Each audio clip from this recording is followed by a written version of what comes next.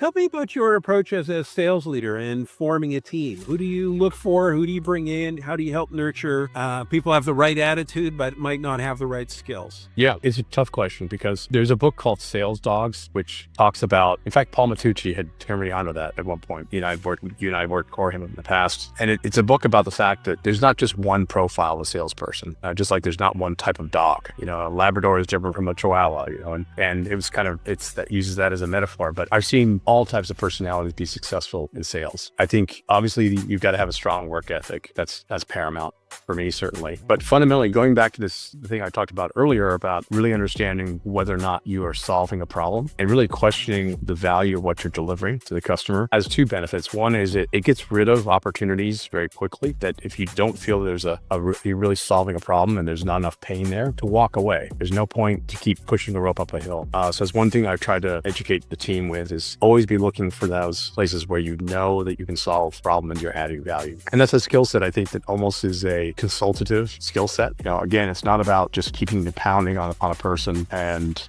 being belligerent or being persistent. It's about really recognizing, is there a need there? Is there something we can solve? And ultimately sticking with it until you can prove that case well enough that you can get a deal. And so those are the qualities I look for in a person that I'm hiring. I still have to often pull that out of someone if you're meeting them for the first time in 45 minutes. But best way I've found is basically asking that question. Tell me about a deal where, you really knew that you were adding value and you stuck with it and ultimately proved it. And the customer received tremendous benefit from it. I think that, And the flip side might be a question about, tell me about a deal you're willing to walk away from. Exactly right. Yeah, that's the other side of it is, and tell me one that you had to walk away from because there wasn't a good fit. And how soon did you make that decision? And that tells you something about their courage. They're not so desperate for the deal that they're trying to force fit a solution. Precisely. Right. Yep.